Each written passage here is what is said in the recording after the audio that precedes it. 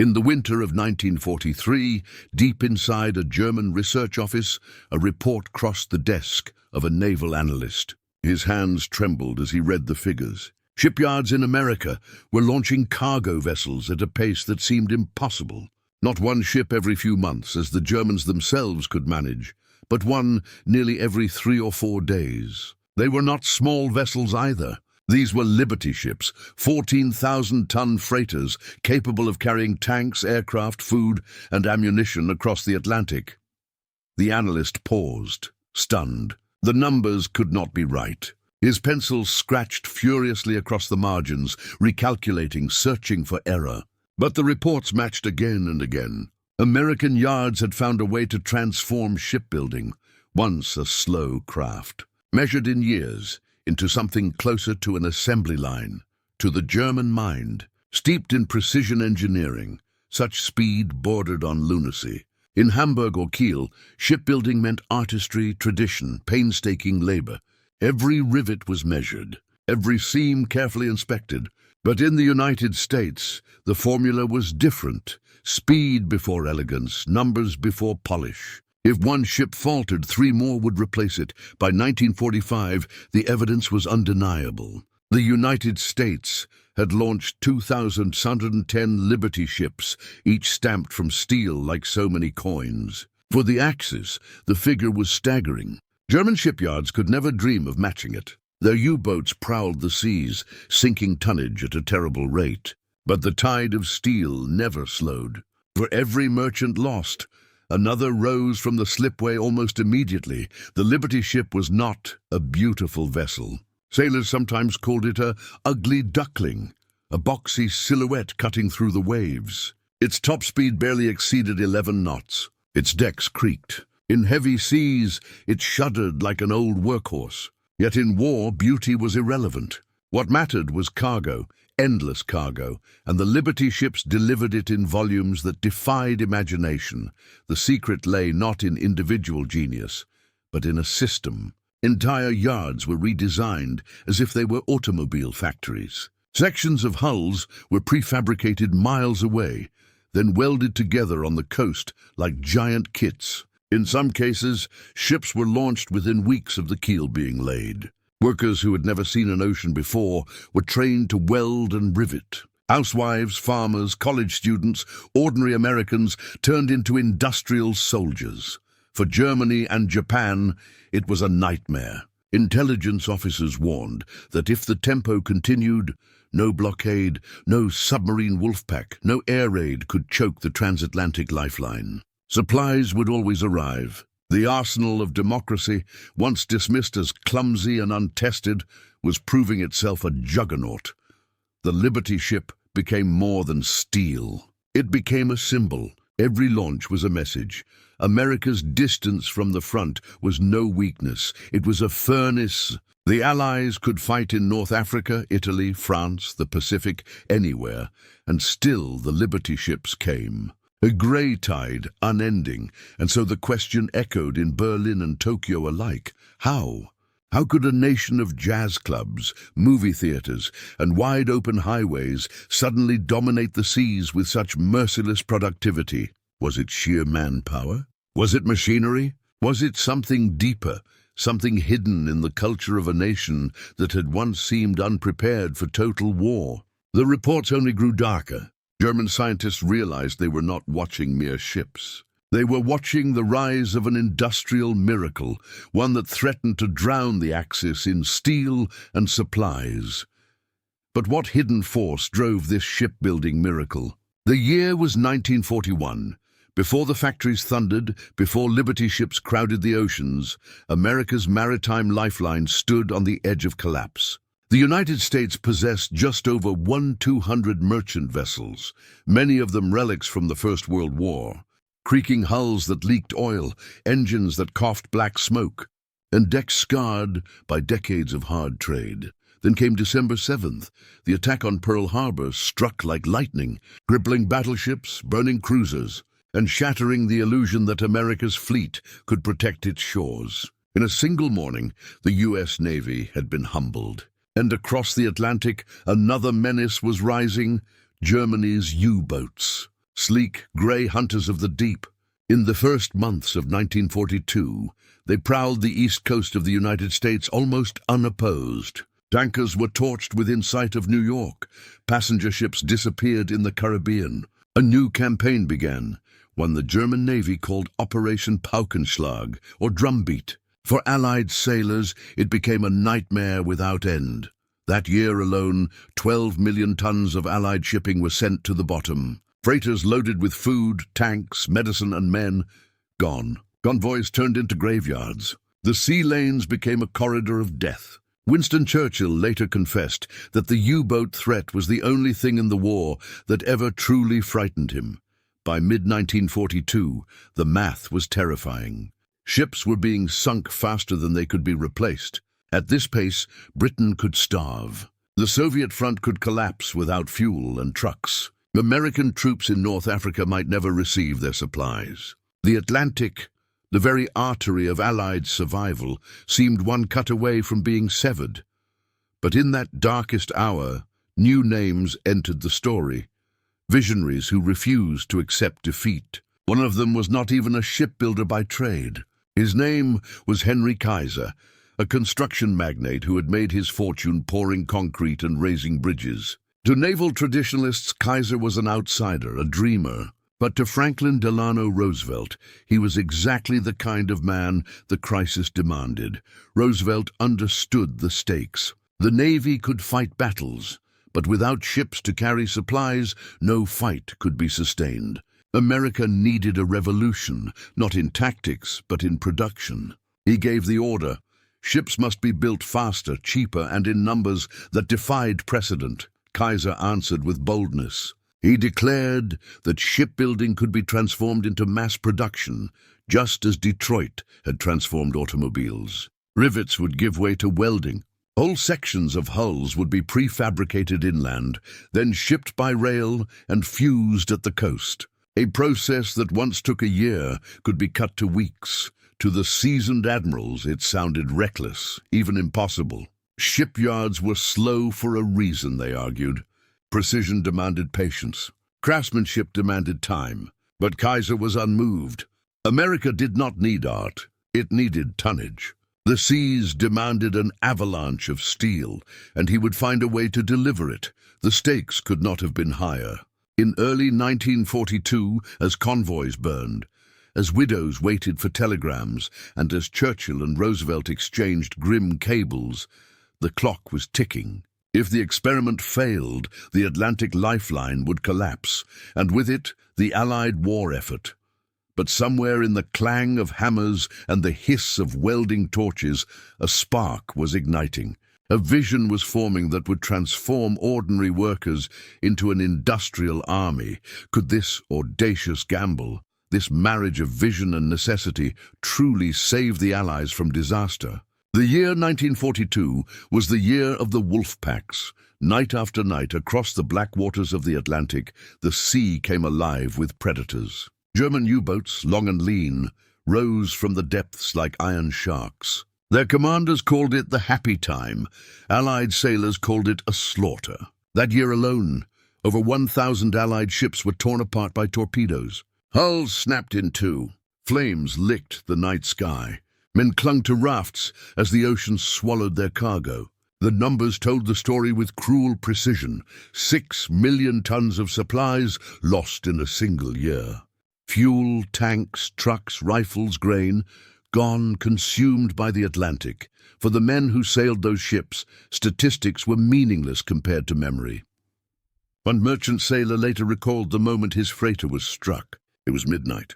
The torpedo slammed amidships with a hollow thunder, like a giant hammer striking a bell. Within seconds, the deck pitched, the lights failed, and the crew was thrown into chaos. Flames spread across the oil-slick water. Some men never made it to the lifeboats. Others drifted for days, frozen and hungry, praying for rescue, surrounded by the screams of the dying. For many, there was no rescue at all, and yet the convoys had to sail. Britain's survival depended on it. Every ship carried hope in its holds, grain for the hungry, trucks for the Eastern Front, ammunition for North Africa. To Churchill, every ship that slipped beneath the waves was a dagger at his throat. He later admitted that the U-boat campaign was the one threat that truly haunted his nights. Inside Germany, the mood was triumphant. Scientists and naval officers studied the graphs of Allied losses and saw confirmation of their theories. If the destruction continued at this rate, Britain could be starved into submission before America's arsenal could reach full strength. Admiral Dönitz, commander of the U-boat arm, promised that his wolves would win the war at sea before 1943. Confidence soared in Berlin. In Washington, the picture was grim. Roosevelt's advisors read the same charts with dread. The American merchant fleet, barely 200 ships at the war's start, was being bled dry. Each Liberty ship that Henry Kaiser's yards managed to launch seemed immediately balanced by another freighter lost to a torpedo. It became a grim race, steel versus steel, shipyard versus submarine. The sailors themselves carried the weight of that race. They were civilians, farmers, teachers, longshoremen, pressed into service with little training, armed only with a life vest and courage. They knew that to sail meant to gamble. Some convoys lost half their ships in a single passage. Still they went because without them, armies on distant fronts would collapse. The ocean became a graveyard. Wrecks littered the seafloor from Greenland to the Caribbean. Survivors spoke of oil fires that burned for hours, lighting the horizon like a false dawn. Others remembered the silence that followed, the terrifying stillness after the torpedoes struck, broken only by the hiss of steam and the cries of men in the dark. But in those bleak months, a question began to form in Allied minds. Could the shipyards outrun the U-boats? Could the relentless pace of destruction be matched, ship for ship, ton for ton, until the predators of the deep were finally overwhelmed? The answer would depend on more than steel. It would depend on vision, ingenuity, and a gamble unlike anything the world had ever seen. Could America's shipyards truly outpace the U-boats' deadly toll? In the darkest months of 1942, when U-boats seemed unstoppable, a new answer rose from America's coasts. It was not sleek or beautiful. It was not fast nor elegant. But it was built with one purpose: to exist in numbers that no enemy could sink fast enough. It was called the Liberty ship. The idea was deceptively simple.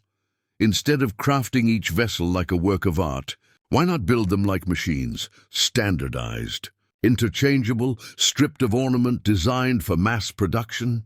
The Allies did not need luxury liners. They needed floating steel boxes to haul cargo, tanks, and men across a burning ocean. At the center of this revolution stood Henry Kaiser. He was not a naval man. He had built dams and highways, not warships. Yet he saw what few others dared. Shipbuilding could be industrialized. His vision transformed the waterfront into something closer to Detroit's auto plants than to a traditional shipyard. Sections of hull were prefabricated far from the sea, carried by rail, and welded together on the coast. Welding itself was a revolution, faster and cheaper than riveting. Thousands of workers, many of them women who had never seen a ship before, learned to weld with astonishing speed. Housewives, farmers, students, they all donned helmets, sparks flying as they stitched steel into shape. The results stunned the world. In 1941, building a single cargo vessel could take a year. By 1943, Kaiser's yards were averaging one Liberty ship every 4.5 days. And then came the record that became legend. In November 1942, the shipyard at Richmond, California, completed an entire Liberty ship in just 4 days, 15 hours, and 29 minutes. Crowds gathered to watch it happen. The ship seemed to rise out of the slipway like a conjuring trick. For Germany, this was a nightmare. In Hamburg or Kiel, shipbuilding was still a matter of craftsmanship, every vessel a bespoke creation, painstakingly assembled. The idea of throwing together a freighter in less than a week was unthinkable. Yet in America, it was reality.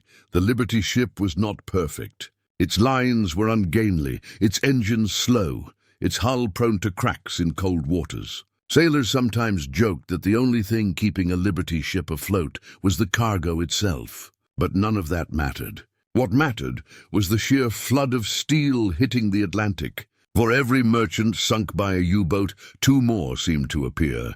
Each launch became a spectacle of morale. Flags waved, bands played, and workers cheered as the grey hulls slid into the water. It was not just a ship, it was proof. Proof that America could match destruction with creation, that the wolf packs could not sink hope faster than it could be built. By the end of the war, 2,110 Liberty ships had joined the fight. Together, they carried armies, fed nations, and armed continents. They were the backbone of the supply chain, the silent giants that made every Allied offensive possible. But questions lingered. These vessels were built at breakneck speed, with welds done by novices and steel rushed from the mills. Could they withstand the fury of battle? Could they endure the Atlantic storms, the torpedo strikes, the artillery fire of a global war? The Liberty ship revolution had begun, but the true test was still to come. Would these hastily built ships hold up under fire? Behind every Liberty ship that slid into the Atlantic stood an army without uniforms. They carried no rifles, wore no medals, and never marched in parades. Yet without them, the war could not have been fought. They were the workers, the welders, riveters, carpenters, and machinists who transformed raw steel into a fleet.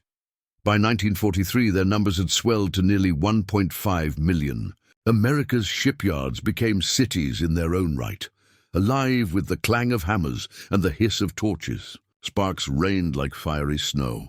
Steel plates groaned as cranes swung them into place. The yards never slept. 3 shifts a day, 7 days a week, the work went on without pause. They came from everywhere.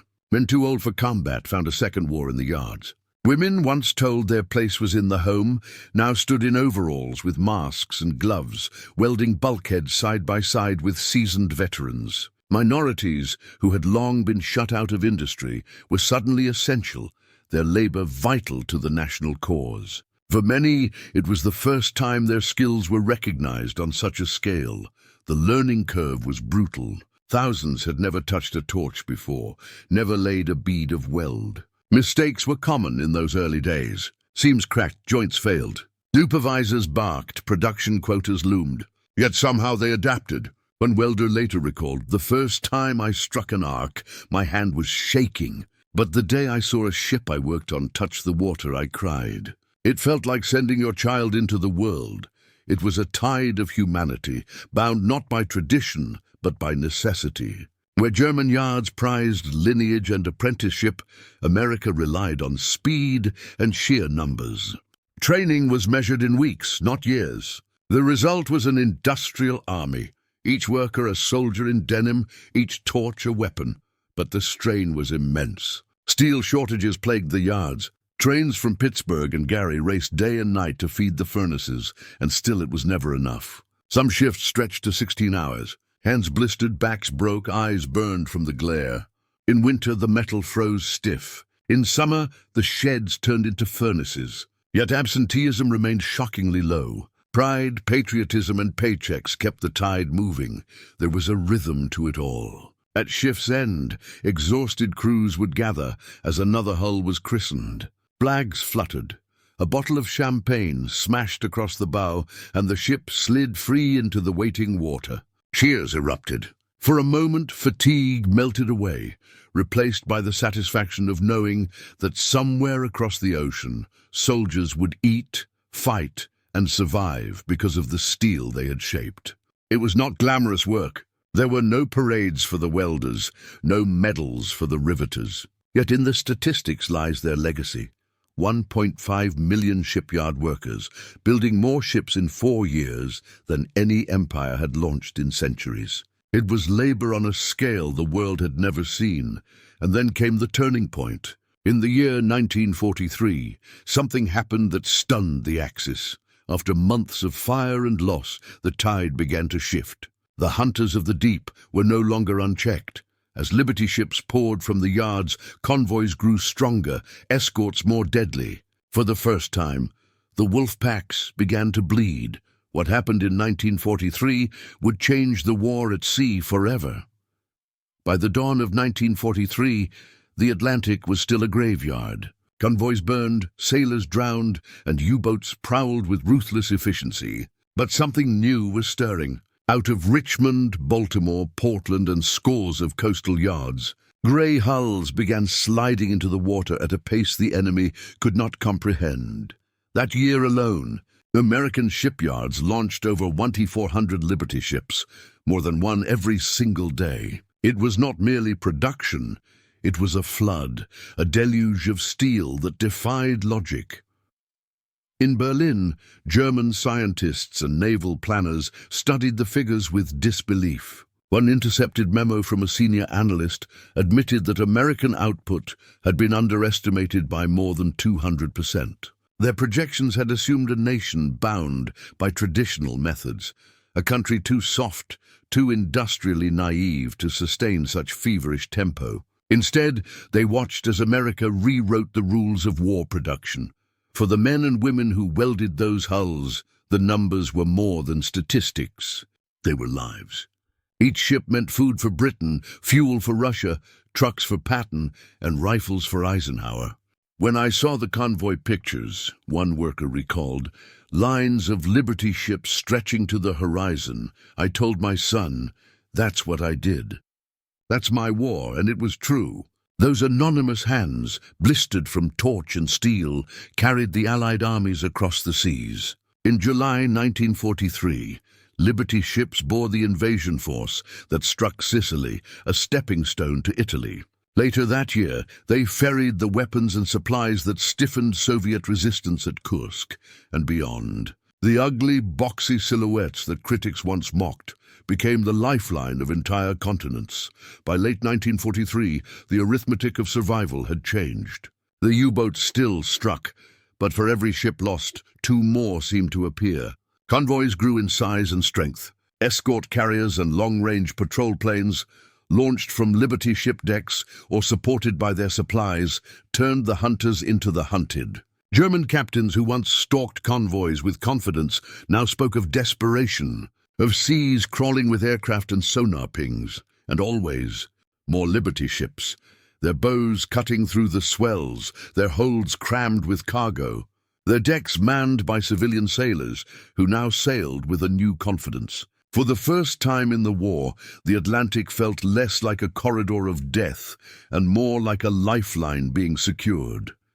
It was not without cost. Many ships never reached their destinations. Some cracked under the strain of hurried welds. Others fell to torpedoes before firing a shot. But the miracle was that their loss no longer crippled the Allied cause. The flood was too great, the pace too overwhelming. America had achieved something Germany could not match, a tempo of creation that outran destruction itself. By the close of 1943, the wolf packs were no longer winning. The sea had tilted, and the Liberty ship stood at the heart of that transformation. Yet the war was far from over. The oceans had been secured, but now the question loomed. With this armada of steel at their command, how would the Allies use it? How would this tide of Liberty ships shift the very balance of the war? By 1944, the Atlantic was no longer merely a theater of destruction. It had become a highway of salvation. Liberty ships, once dismissed as slow, clumsy freighters, had transformed the very nature of the Allied war effort. They were the engines that carried victory across oceans, and their numbers were staggering. By the end of the year, these vessels had delivered more than 150 million tons of cargo.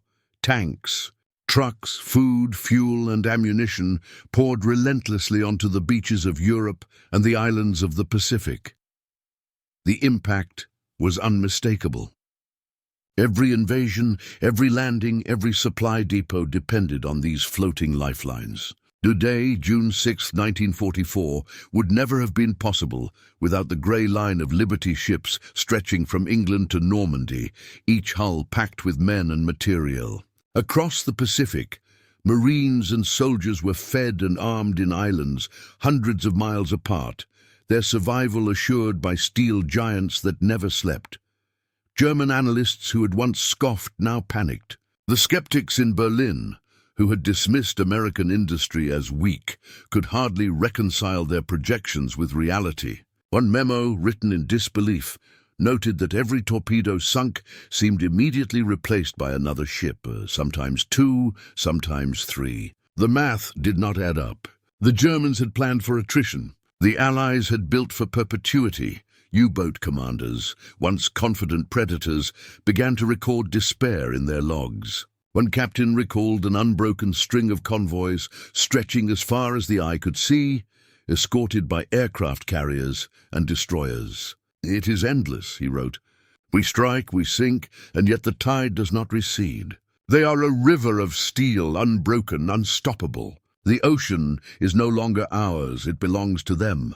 Yet for every triumph there was sacrifice." Merchant sailors faced the same dangers as in 1942, and many paid the ultimate price. Storms tore at the hulls, torpedoes struck, and entire crews were lost in icy waters. Some ships fractured under hurried construction, steel giving way to stress and fatigue. The numbers were still staggering, but behind each statistic lay human suffering, a reminder that industrial achievement was measured not only in tons delivered, but in lives spent to make it possible. And still the flood continued. Convoys swelled to hundreds of ships, each Liberty ship a cog in a carefully orchestrated machine. Ports in England overflowed, warehouses bulged with fuel and ammunition. Across the world, armies moved faster, struck harder, and endured longer. The tide had truly turned. For those who had built them, the ships were more than tools. They were symbols of a nation's determination. Women who had welded bulkheads, men who had lifted beams day after day, all felt a quiet pride as they watched their creations sail into history. "We did this," one welder reflected. Every ship, every bolt, every spark, it carried hope. The Allies had reclaimed the seas. The U-boats no longer prowled unchecked. Convoys ran with confidence. The industrial miracle that began with Henry Kaiser's daring vision had achieved what many thought impossible: mastery of the ocean, and with it a strategic advantage that would shape the final years of the war. Yet, as the Liberty ships rolled across every ocean, feeding armies and nations alike, the cost was profound. Lives lost, steel consumed, and countless hours of grueling labor etched into the bones of a generation. The triumph was undeniable, but the price would forever be remembered in whispers, in journals, in the creaking decks of the very ships that survived.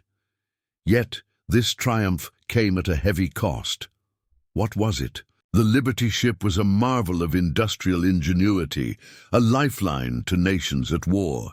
Yet behind every hull that slid into the water lay a shadow of sacrifice. Speed came at a cost, and that cost was measured in steel, sweat, and sorrow. Shipyards that once hummed with pride also became crucibles of danger. Thousands of workers labored amid roaring machinery and flying sparks. Accidents were common. Scaffoldings collapsed. Torches burned hands and faces. In the rush to meet production quotas, safety often gave way to necessity. By 1944, hundreds of workers had been injured, some fatally, as the relentless schedule demanded that production continue, hour after hour, shift after shift.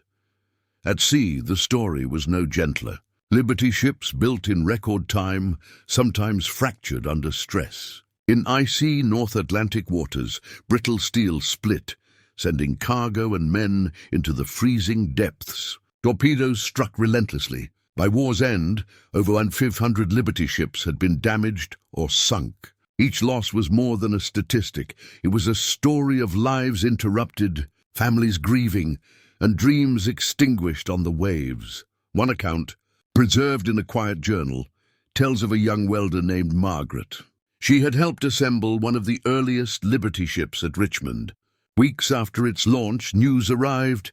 Her ship had succumbed to a violent storm in the North Atlantic. The crew had gone down with it. Margaret wept not only for the lives lost, but for the steel she had welded, now resting at the bottom of the ocean. "I made her strong enough to float," she wrote, "but the sea was stronger. We did what we could, and still it was not enough. The moral weight of the Liberty ship program was immense. Every hour shaved from production schedules meant another ship on the water, Another convoy reinforced, another soldier fed. Yet every hour saved also increased risk. Welds were less secure, inspections hurried, margins of safety reduced. The calculus was brutal. Sacrifice some lives on land to save countless others at sea and on the front lines. German analysts noted the irony. The United States, once considered industrially soft, was now producing vessels at a pace that terrified enemy planners. Yet each triumph hid a layer of human cost, invisible from Berlin. For every ship launched in record time, a worker had been burned, a welder exhausted, a sailor lost. The flood of steel came with a human toll that could not be counted in tons alone. Despite the dangers, America's workforce pressed on. Pride, patriotism, and the knowledge that each ship carried hope sustained them. Convoys continued to sail, armies continued to march, and nations continued to survive. The Liberty Ship program was a testament not only to ingenuity, but to resilience, the ability to push forward in the face of danger, loss, and uncertainty. And yet, even as the last ships were built and the final convoys departed, the question remained: what had this unprecedented surge in shipbuilding truly changed? Beyond the statistics, beyond the victories at sea, what did it mean for the world at large? The Liberty ships had reshaped oceans, but their influence would ripple far beyond steel and cargo. But how did this shipbuilding surge reshape the world? By the end of World War II, the Liberty Ship program had achieved something few could have imagined. Over 2,110 ships had been built, each a testament to the power of industrial determination, ingenuity, and human resilience. They had carried the lifeblood of armies and nations across oceans, supplying the front lines, sustaining allies, and turning the tide of a global conflict. The war at sea was won not just by guns and tactics, but by steel. Hundreds of Liberty ships gliding through perilous waters, outpacing destruction itself. Convoys grew larger, supply lines longer, and the Allies' reach more expansive. The Axis could no longer choke the flow of men and material. In countless ports, from Normandy to North Africa, from India to the Pacific Islands, the Liberty ships had become the invisible pillars of victory, and the story did not end with the war. Many of these ships, born of urgency and necessity, found second lives in peace. They became the workhorses of global commerce, ferrying cargo between continents, rebuilding economies, and knitting together a world that had been torn apart by conflict. Their design, once revolutionary, became a model for modern shipping, demonstrating the potential of standardized, mass-produced vessels to transform trade and industry.